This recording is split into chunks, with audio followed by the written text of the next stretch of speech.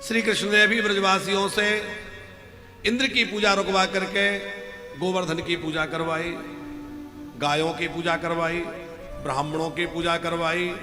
और श्री कृष्ण ने कहा, अरे ब्रजवासियों, तुम इतने वर्षों से इंद्र की पूजा कर रहे हो, कभी इंद्र ने सामने आकर दर्शन दिया? ब्रजवासी बोले, कभी नहीं दिया। तो बोले, जो कभी दिखता ही नहीं उसकी पूजा कर रहे हो, और जो सामने है उसकी पूजा नहीं कर रहे हो। इसका मतलब ये नहीं है कि जो ना देखे उसकी पूजा ही ना करे, पर इसका अर्थ ये है कि जो सामने है पहले उसको प्रसन्न करें, बाद में उसकी भी पूजा करें। सामने कौन है? बोले, हमारे माता पिता हैं, हमारे घर के बड़े बुजुर्ग हैं, हमारे परिवारजन हैं। हम लोगों से द्वेष करें, लोगों के साथ झगड़ा करें, लोगों के साथ छल कपट करें और भगवान की मंदिर में आरती करें, पूजा करें, आप बताओ भगवान प्रसन्न होंगे? क्योंकि सब जगह भगवान ही विराजमान है। सामने जो हमारे है, वो सामने वाले में अभी तो वही आत्मा है जो हमारे अंदर है। और यदि हम उससे छल कर रहे हैं तो वह छल उस व्यक्ति के साथ नहीं है, बल्कि उस परमात्मा के साथ है। अथवा वो छल उस व्यक्ति के साथ नहीं है, वो हमारे अपने साथ है, वो कई गुना होकर इधर रिटर्न होने वाला है। इसलिए श्री कृष्ण कहते हैं, तस्माद गवाम ब्राह्मणा नाम, गायों की पूजा करो। प्रत्यक्ष क्या है? बोले, गैया मैया का दर्शन सबको हो रहा है, ये चलते फिरते भगवान है, गायों की पूजा करो। अब गैया मैया तो कचरा पन्नी खा रही है, लोगों के लाठी डंडे खा रही है, और हम लोग भगवान की आरती उतार रहे हैं। भगवान कहेंगे, इससे मैं प्रसन्न नहीं हूं, मैं प्रसन्न इससे हूं कि 2 मुट्ठी हरा चारा किसी गाय को खिला दोगे, उससे मैं ज्यादा प्रसन्न हो जाऊंगा। मंदिर में 1.25 मन भोग लगाने से अच्छा है किसी गाय को, गौशाला को, किसी गैयाओं के झुंड को घास खिला दो, गुड़ खिला दो, उससे मैं ज्यादा प्रसन्न हो जाऊंगा। माने ठाकुर जी कहना चाहते हैं कि जो सामने है इसकी पूजा करें, प्रकृति की पूजा करें। फिर इंद्र के मान का मर्दन करना है। इंद्र अभिमानी हो गए हैं और ब्रजवासी इंद्र को ही परमात्मा मान बैठे हैं, यह उनकी बड़ी भारी भूल है। श्री कृष्ण चाहते हैं कि ये सब मेरे हैं तो मेरी शरण में आ जाएं, क्योंकि शरणागति तभी सफल होती है जब उसमें अनन्यता हो। अनन्यास चिंतयन्ते माम यो जनः पर्युपास्यते।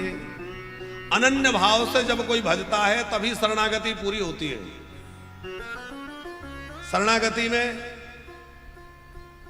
इसको थोड़ा लौकिक उदाहरण से समझें, यद्यपि अलौकिक बातें हैं पर लौकिक समझने के लिए। कोई किसी से प्रेम करे, तुम हमारे प्रियतम हो, और फिर वो इनसे भी करे, फिर किसी और से भी करे, फिर किसी और से भी करे, तो जो 4-6 जगह प्रेम करे उसको प्रेमिका माना जाएगा क्या? उसका फिर वैसा आदर व्यक्ति करेगा? या किसी व्यक्ति की पत्नी पति को छोड़कर किसी और व्यक्ति से कहे कि मुझे साड़ी दिला दो, मुझे गहना दिला दो, तो क्या उसको अच्छा लगेगा पति को कि मेरी पत्नी मुझसे कहती, किसी और से क्यों मांग रही है? उसी प्रकार जब हम अपने ईश्वर को, अपने इष्ट देवता को छोड़ करके यहां वहां कोई बात रखते हैं तो ये हमारे ठाकुर जी को अच्छा नहीं लगता। वो कहते हैं कि भाई जब तुम मेरे बन गए हो तो फिर मेरे बन जाओ, फिर मेरे होकर के रहो, फिर इधर उधर मत भटको। अब इंद्र की पूजा करने में क्या शरणागति भंग हो रही है? इंद्र की पूजा का विरोध नहीं है। हमारे यहां कोई भी यज्ञ होता है तो बिना इंद्र की पूजा के पूरा नहीं होता। कोई भी अनुष्ठान होता है तो इंद्र ध्वज लगता है। आपको पता है यज्ञ के पहले एक ध्वजा गड़ाई जाती है, पता है किसी को? यज्ञ जब होता है तो कुछ दिनों पहले एक झंडा गाड़ दिया जाता है, यज्ञ का ध्वज।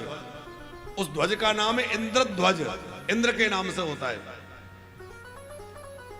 बिना इंद्र की पूजा के तो यज्ञ पूरा नहीं होगा, कोई पूजा पूरी नहीं होगी। और इंद्र देवताओं के राजा हैं तो पूजा करने में हर्ज कैसा? हम सब तो देवताओं की पूजा करते हैं, इंद्र की के साथ साथ चंद्रमा की पूजा करें, सूर्य नारायण की पूजा करें, वरुण की पूजा करें, सब देवताओं की करते हैं कि नहीं? नवग्रह की पूजा करें तो देवताओं के राजा की पूजा। पर ब्रजवासी इस भाव से कर रहे हैं कि यही हमारे भगवान हैं, हम देवता के रूप में पूजा करें, देवराज के रूप में पूजा करें, वहां तक तो बहुत अच्छा है, पर यही हमारे परमात्मा है, हम इन्हीं की शरण में हैं। भगवान पर्जन्यो भगवान इंद्रो, नंद बाबा कह रहे हैं, तो श्री कृष्ण को लगा नहीं, इंद्र देवता है, देवताओं के राजा हैं, पर भगवान नहीं है। और यदि तुम्हें शरण ग्रहण करनी है तो मुझ परमात्मा की शरण ग्रहण करो, मेरी शरण में आ जाओ। ये श्री कृष्ण का एक भाव है। भरोसो जाहि दूसरो सो नाही, भरोसो जाहि दूसरो सो नाही। विनय पत्रिका में गोस्वामी तुलसीदास जी कह रहे हैं कि जो दूसरे का भरोसा करे वह तो उस नारी की तरह है जो अनेक लोगों से प्रेम रखे। अरे प्रेम तो एक जगह होना चाहिए और एक निष्ठ होकर होना चाहिए। तो मेरा प्रेम तो राम जी के चरणों में है। यद्यपि मैं राम जी के योग्य नहीं हूं, फिर भी मैंने उनके शरण को ग्रहण कर रखा है, उनके आश्रय को पकड़ रखा है। मुझ में कोई योग्यता नहीं है, पर यह उनकी विशेषता है कि मेरे जैसे को उन्होंने अपना रखा है, पकड़ रखा है। भरोसो जाहि दूसरे, भरोसो जाहि दूसरो सो। मोको तो राम नाम कल्पतरो कहलाई, मोको तो श्री राम नाम है कल्पतरो कहलाई। भरोसो दूसरो सो नाही, भरोसो दूसरो सो नाही। मुझे तो केवल और केवल आपके चरणों का भरोसा है, आपके नाम का भरोसा है, और किसी का भरोसा नहीं है। ये भक्त का भाव होना चाहिए। भगवान के नाम का, भगवान के धाम का आश्रय बना रहे, उनके चरणों का आश्रय बना रहे। दूसरे पद में गोस्वामी जी कहते हैं, जाऊं कहां तजी चरण तुम्हारे, जाऊं कहां तजी चरण तुम्हारे। काको नामो पतित पावन जग, काको नाम पतित पावन जग। के ही अति तीनों प्यारे, कहियति दीन प्यारे। हो के ही अति तीनों प्यारे। जाओ कहाँ तज चरण तुम्हारे, जाऊं कहाँ तज चरण तुम्हारे। जाऊं कहाँ तज चरण तुम्हारे। जाऊं कहाँ तज चरण तुम्हारे। काको नाम पतित पावन जग, ऐसा कौन है और जो पतितों का को पावन करने वाला हो, जिसको दीन प्यारे हो, ऐसा और कौन है। इसलिए मैं और कहां जाऊं, जाऊं कहां तजी चरण तुम्हारे। जाऊं कहाँ तज चरण तिहारे। कौन देवो बराई बरदोहिता,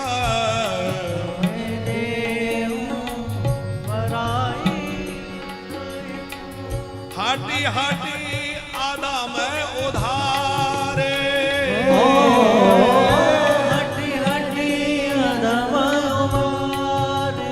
वो स्वामी जी कह रहे हैं, और ऐसा कौन है जो जबरदस्ती हठपूर्वक अधमों का उद्धार करे। हठपूर्वक करने का मतलब है कि उसको उद्धार की इच्छा नहीं है, वो शरण में नहीं आ रहा, पर जबरदस्ती कृपा कर देना, जबरदस्ती उनको उद्धार कर देना। रावण आदि राक्षसों ने शरण नहीं ली, तो भगवान उनको आश्रय देने पहुंच गए कि नहीं, लंका में जाके उद्धार कर दिया। आप विचार करिए, काली नाग क्या भगवान की शरण में आया था? काली नाग भगवान की शरण में नहीं आया, लेकिन भगवान काली देह में कूद गए और अपने वह पतित पावन चरण जो बड़े बड़े योगियों को प्राप्त नहीं होते, वो अपने दोनों चरण ले जाकर के काली नाग के मस्तक पर रख दिए, उसका उद्धार कर दिया। गोस्वामी जी कहते हैं, हटी हटी अधम उद्धारे, आपने हट करके अधमों का उद्धार किया है। आप ऐसे हैं, कौन देवो बराई बरदो हित, कौन देव बड़ाई बरहित, हाटी हाटी अधम उधारे, हटी हटी अधम उधारे, खग मृग व्याध पाषाणो पिटपो जड़,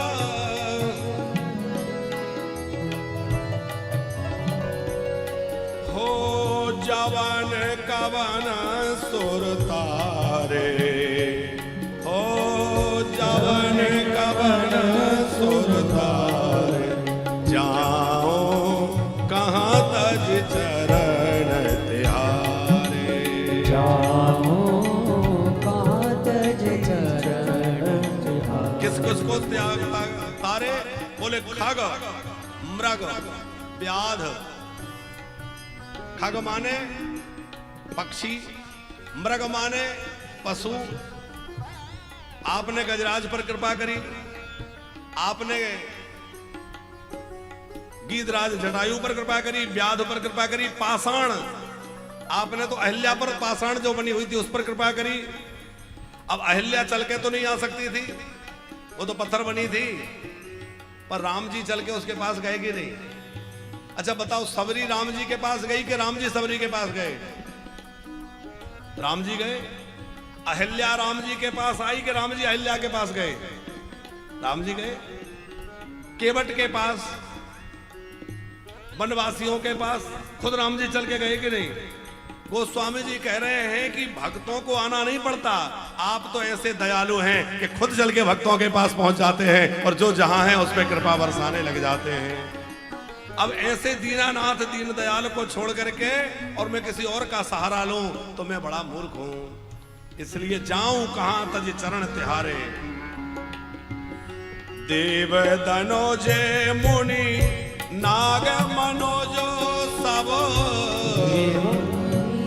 मुनि मनोज सब, माया विवासो विचारे, माया विवश विचारे। चाहे देवता हो, चाहे मनुष्य हो, चाहे मुनि हो, चाहे कोई भी हो, सब माया के वशीभूत हैं। गोस्वामी जी कह रहे हैं, तिनके हाथ दास तुलसी प्रभु, तिनके हाथ दास तुलसी प्रभु, कहा अपने पौहारे, कहा अपन पौहारे, जाओ कहाँ तज चरण तिहारे, चरण तिहारे, कहाँ तज चरण तिहारे, जाओ कहाँ तज चरण, कहाँ तज चरण, कहाँ तज चरण। और ऐसा कौन है जो माया से छुड़ा सके, और ऐसा कौन है जिसका आश्रय लिया जा सके? इसलिए और कहां जाऊं, ऐसो को उदार जग माही, सो को उदार बीनु सेवा जो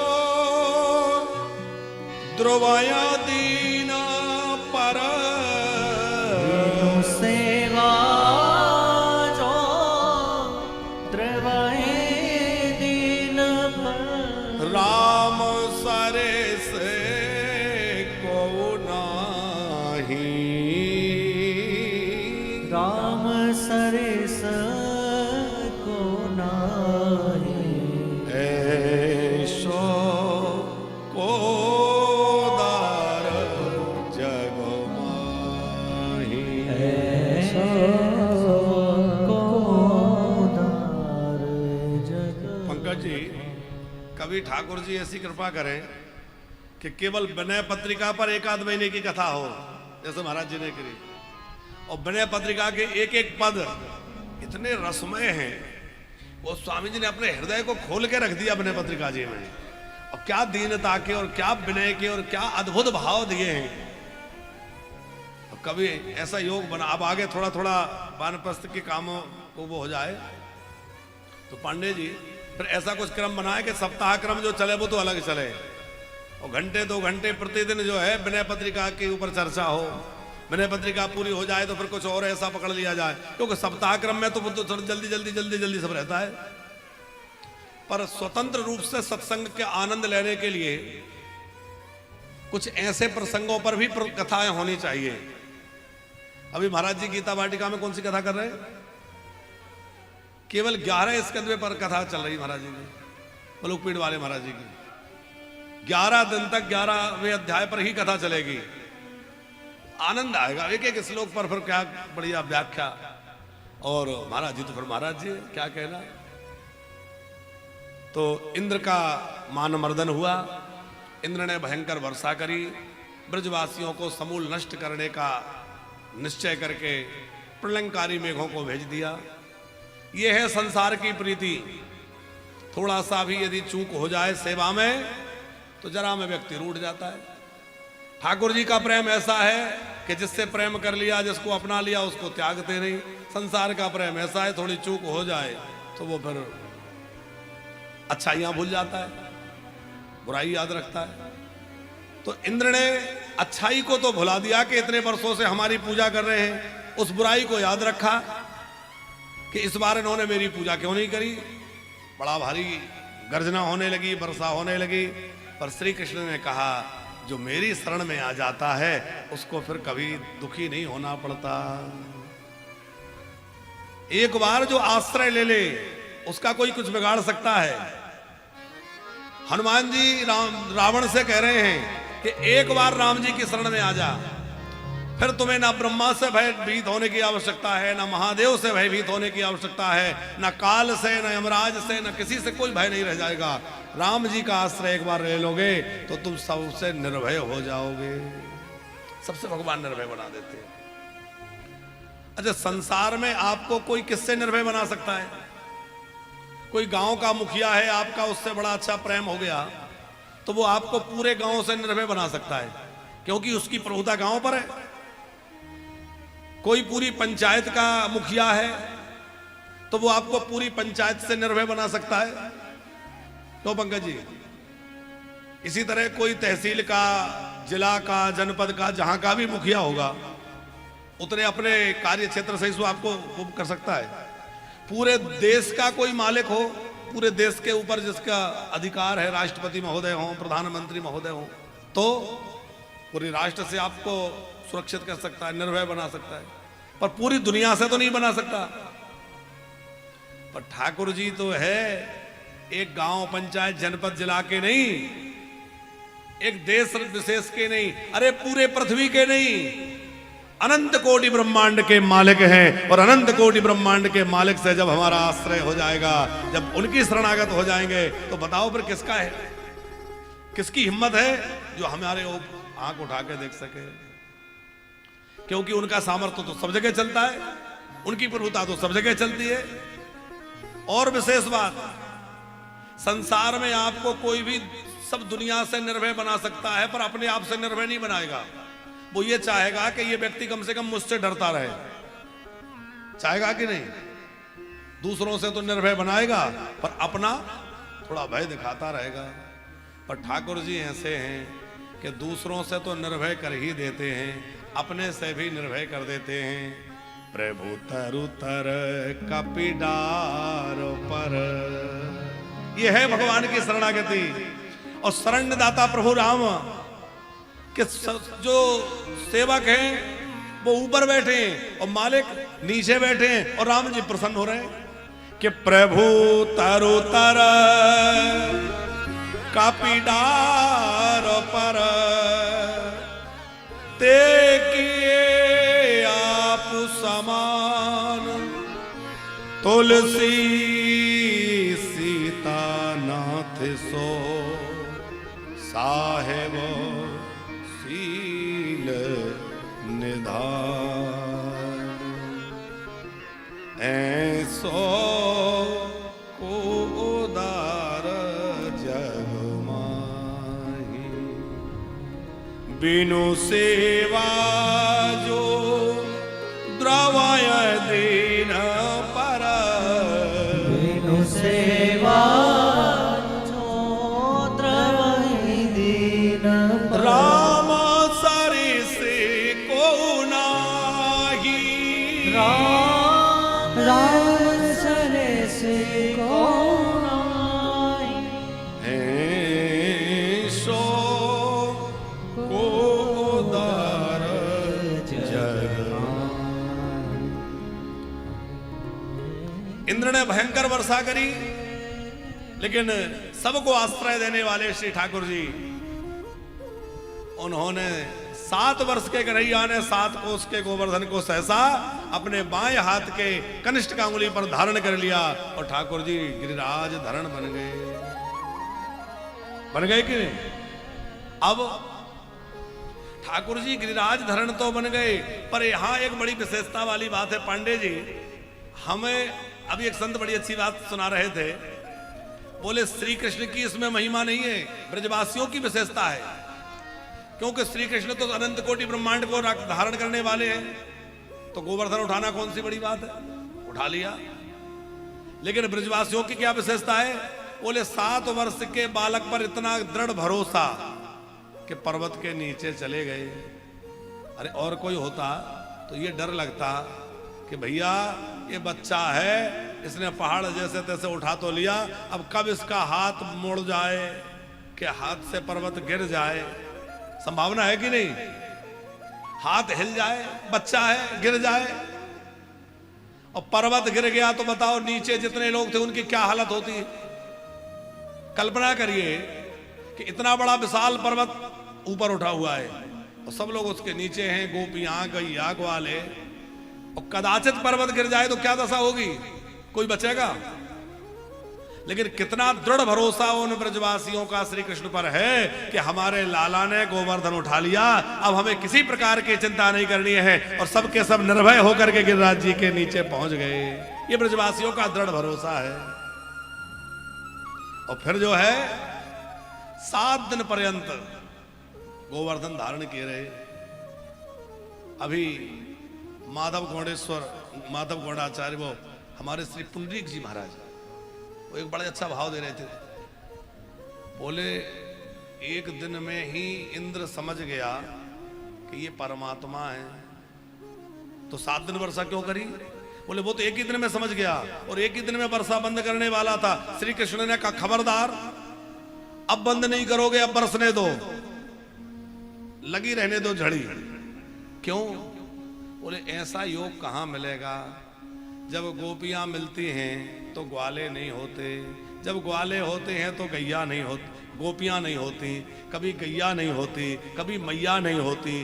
पर ऐसा संयोग आज पहली बार बना है कि गोपियां भी हैं, ग्वाले भी हैं, गैया भी है, मैया भी है, बाबा भी है, सब कुछ साथ में है, एक साथ सब भक्तों से मिलन हो रहा है। इतना बढ़िया योग बना है, अब ऐसा ही बने रहने दो।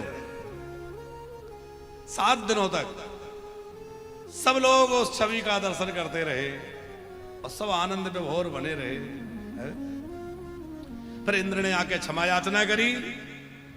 10 श्लोकों में इंद्र ने अपनी क्षमा पत्र रखा। ठाकुर जी ने इंद्र को क्षमा कर दिया। गम्यताम शक्रभद्रम वा कृताम वेणुशासनम मैंने तुम्हें क्षमा किया, जाओ, कोई बात नहीं है। स्थियताम स्वाधिकारेषु, अपने अधिकार का ठीक से प्रयोग करो, दुरुपयोग मत करो, बढ़िया से रहो, तुम्हारा कल्याण हो, जाओ। इंद्र चले गए। ब्रजवासी जो है बड़ी निष्ठापूर्वक एकादशी का व्रत करते थे। एक दिन की कथा है, चर्चा है। एकादश्याम निराहारा समभ्यरच जनार्दनम स्नातुम नंदस्तु कालिंद्या द्वादश्याम जलमाविशत। एक दिन की बात है भगत जी, एकादशी का अवसर था। सब ब्रजवासियों ने बंजुला एकादशी का व्रत किया था। द्वादशी प्रधान जो एकादशी होती है। वैष्णवों की 3 बड़ी प्रधान निष्ठाएं हैं। कौन कौन सी है? नाम की निष्ठा, तुलसी की निष्ठा और एकादशी की निष्ठा। और ब्रजवासियों में ये तीनों निष्ठाएं बहुत विशेष रूप से भरी हुई हैं। एकादशी निष्ठा, एकादश्याम निराहारा, निराहार रह के एकादशी का व्रत कर रहे हैं, तो एकादशी की निष्ठा हो गई। समभ्यर्च जनार्दन, तो अर्चन किससे कर रहे होंगे जनार्दन का पंकज जी? तुलसी से, तो तुलसी भी हो गई। अब अर्चन कर रहे होंगे तो नाम बोल बोल के ही अर्चन कर रहे होंगे। गोविंदाय नमः, कृष्णाय नमः, हृषिकेशाय नमः, तो नाम निष्ठा भी हो गई। तीनों काम हो गए इसी श्लोक में। नाम भी हो गया, तुलसी भी हो गई और एकादशी भी हो गई। एकादश्याम निराहारा समभ्यरच जनार्दन। ये जनार्दन कौन है? भगवान नारायण का नाम तो जनार्दन है ही, पर नंद बाबा के पास एक शालिग्राम जी थे और नंद बाबा के जो सेवित शालिग्राम हैं उनका नाम है जनार्दन शालिग्राम। इसलिए यहां जनार्दन शब्द लिखा है श्री वेदव्यास जी ने। समभ्यर्च जनार्दन, जो नंद बाबा के शालिग्राम है उनका अर्चन हो रहा है। अभी भी नंद बाबा के शालिग्राम जी कहीं सुरक्षित हैं, अभी भी उनकी सेवा हो रही है, पीढ़ी दर पीढ़ी चली आ रही है। कार्तिक शुक्ला एकादशी का व्रत था और वो रात्रि में जागरण एकादशी को जरूर करना चाहिए। पहली बात तो यह है कि एकादशी का व्रत करें तो हो सके तो निराहार करें, निराहार नहीं रह सकते तो दुग्धाहार करके करें। केवल देसी गाय के घी का ही, देसी गाय के दूध का ही सेवन करें, इतने में बात नहीं बनती। तो फलों का आहार,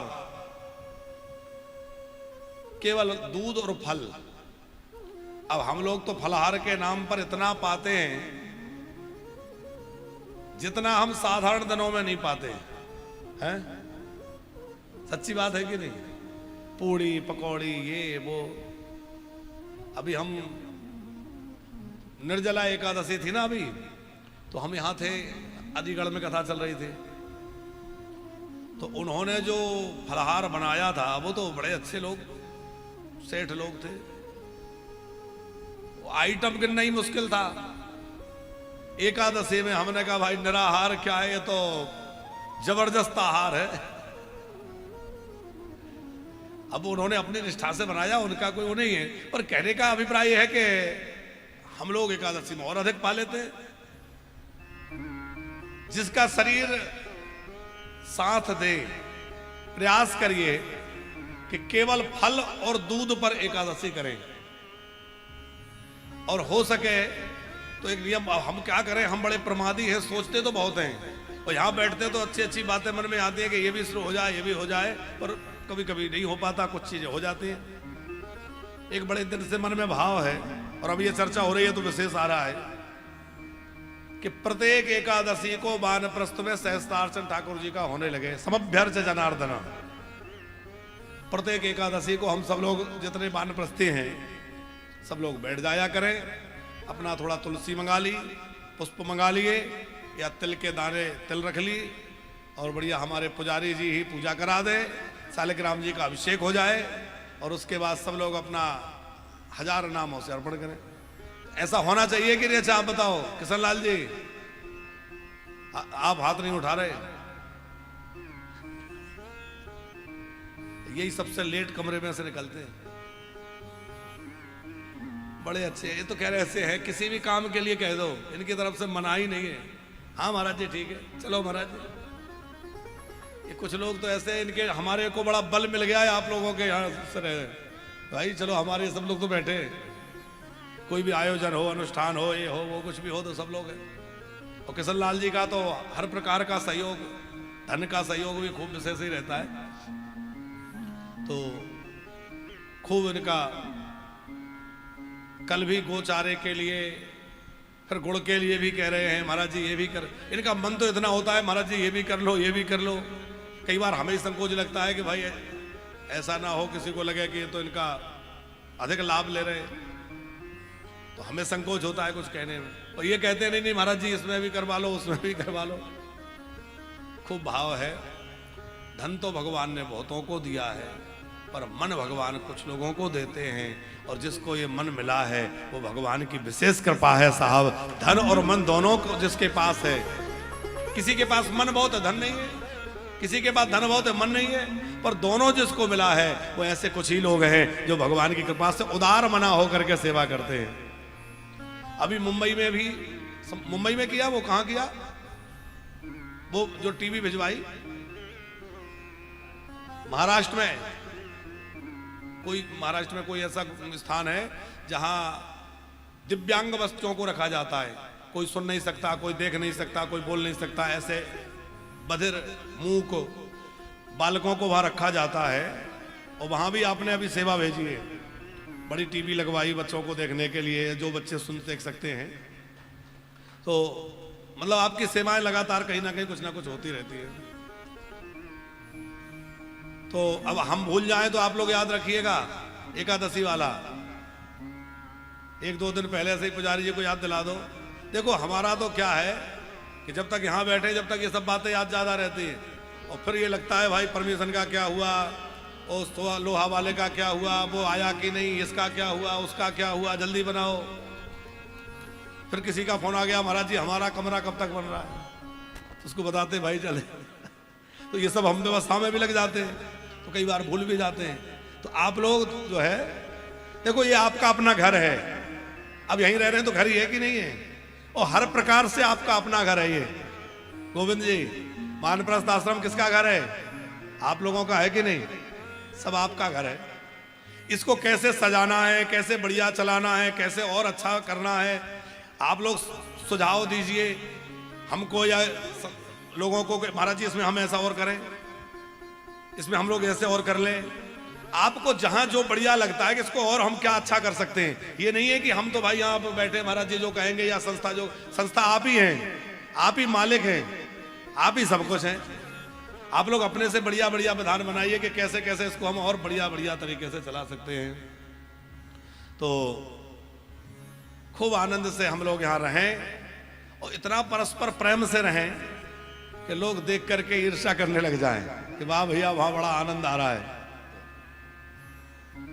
हमारे बड़े भैया जी और भाभी जी भोपाल से, गांव से, वहां से पधारे हैं। तो आप लोगों से हम निवेदन कर रहे थे कि आपको जहां जो चीज लगे कि इसको ऐसे ऐसे और होना चाहिए, और बढ़िया कराइए। पूजा में, श्रृंगार में, सजावट में, भोजन में, किसी और चीज में खूब बढ़िया बढ़िया आनंद लेके रहिए, और पूरी तरह से हृदय से खुल के कि हम अपने घर में रह रहे हैं और पूरे अधिकार से रह रहे हैं। किसी तरह का मन में ऐसा नहीं रहे कि अरे अब क्या करें भैया, आश्रम में पड़े क्या ना, पूरे स्वाभिमान से हम अपने घर में रह रहे हैं। महाराज जी हमारे अपने, संस्था हमारी है, हमारा घर है, हम अपने ढंग से रह रहे हैं। किसी प्रकार का मन में न्यूनता का भाव, कम का भाव बिल्कुल लाइए ही नहीं, खूब आनंद लीजिए। तो एकादश्याम निराहारा समभ्यरचा जनार्दनम, एकादशी के दिन निराहार रहकर सब ब्रजवासियों ने व्रत किया और जनार्दन भगवान का अर्चन किया, सहस्त्रार्चन किया, रात्रि में जागरण किया, कीर्तन किया, और जागरण करते करते मध्यरात्रि हो गई। मध्यरात्रि से कुछ अधिक काल हुआ तो बाबा को लगा कि शायद अब ब्रह्म बेला लग गई होगी, और नंद बाबा ब्रह्म बेला के भ्रम में रात्रि में ही यमुना जी में स्नान करने चले गए। अब जैसे ही यमुना जी में गोता लगाया तो वरुण देवता के सेवक नंद बाबा को बंदी बना लिए और वरुण लोक में ले गए। अब नंद बाबा नहीं लौटे, सब ब्रजवासी ढूंढने लगे बाबा कहाँ गए, बाबा कहाँ गए। तो बाबा नहीं मिले। यमुना जी के तट पे देखा तो बाबा के कपड़े तो रखे हैं पर बाबा नहीं है। अरे बाबा कहाँ चले गए। सब रोने गाने लग गए क्योंकि समझ गए कपड़े बाहर रखे, इसका मतलब यमुना जी में बाबा डूब गए। श्री कृष्ण से कहा कन्हैया देखो बाबा कहाँ गए। श्री कृष्ण ने कहा कोई बात नहीं, हम देखते हैं। कन्हैया ने यमुना जी में गोता लगाया और गोता लगा के पहुंच गए वरुण देवता के लोक में। और जैसे ही वरुण लोक में श्री कृष्ण पहुंचे, उन्होंने देखा वरुण देवता ने, अरे प्रभु आ रहे हैं, स्वागत के लिए तैयार हो गए। बड़ा अद्भुत स्वागत श्री कृष्ण का हुआ। वाद्य बजने लगे, जय जयकार होने लगी, पुष्प वर्षा होने लगी, स्वस्ति वाचन होने लगा, मंगल गीत होने लगे और ठाकुर जी को ले जाके एक दिव्य सिंहासन पर विराजमान किया गया। वरुण देवता ने अपने राज सिंहासन पर बैठा दिया और वहां बैठा के चरण धोए, आरती करी, मालाएं पहनाई, भोग अर्पित किया, नैवेद्य भोग सब। और नंद बाबा पड़े पड़े देख रहे हैं, भैया ये क्या लीला हो रही है, मुझे तो रस्सियों में बांध के पटक रखा है, मेरे बेटे की आरती पूजा हो रही है, ये क्या चक्कर है। फिर हाथ जोड़ करके वरुण देवता ने पूछा कि नमस्तुभ्यं भगवते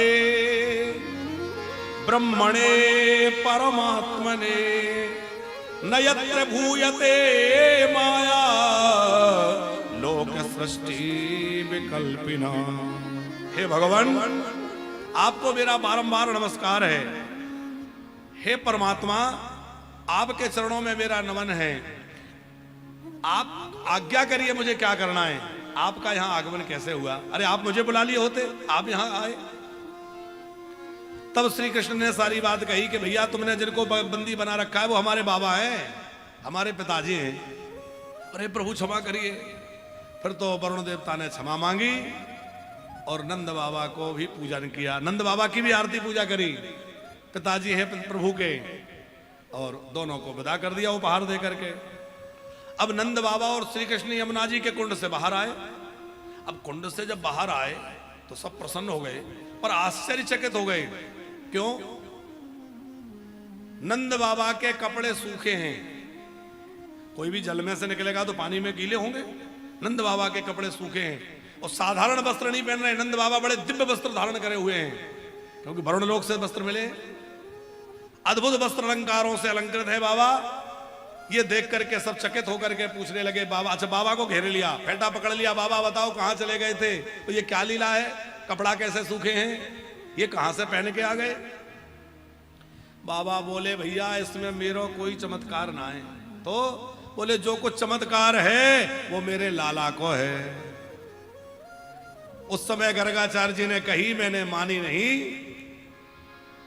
यो तो साक्षात नारायण है, क्योंकि सकल अमानस कर्म तुम्हारे। इनके जो भी कार्य हैं वो सब अमानुष हैं, मानवीय कर्म नहीं है। अच्छा, श्री राम ने अपनी भगवत्ता को हर समय छुपाया है। राम जी ने भगवत्ता प्रकट नहीं होने दी। कभी राम जी ने 4 भुजा धारण नहीं करी, कभी दिव्य विमान नहीं बुलाया, कभी शंख चक्र को नहीं बुलाया, गरुड़ जी को नहीं बुलाया। अपने आप को बिल्कुल छुपाया है क्योंकि रावण ने अपनी मृत्यु मनुष्य के हाथों मांगी थी और फिर मर्यादा का पालन कर रहे हैं। लेकिन श्री कृष्ण ने बोले इन्होंने तो जन्म से ही लीला शुरू कर दी और जगह जगह अपनी भगवत्ता को प्रकट किया है कि नहीं। 6 दिन के कन्हैया ने इतनी विशाल शरीर वाली बलवान पूतना को पछाड़ दिया। छोटे से लाला जो 3 महीना के भी नहीं हुए थे, छगड़े में लात मारकर आकाश में उड़ा दिया और सक्तासुर को मार डाला, तृणावर्त को मार डाला, अकासुर, बकासुर, अघासुर, बत्सासुर, प्रडंबासुर, कितने असुरों को पछाड़ते गए। 7 कोस के गोवर्धन को उठा लिया। ये कोई मानवीय कर्म है? काली नाग का मर्दन कर दिया और 101 फण वाले उस नाग को एकदम जो है ऐसा कर दिया कि वो रक्त से विहीन हो गया, विष विहीन हो गया और भगवान की शरण में आ गया।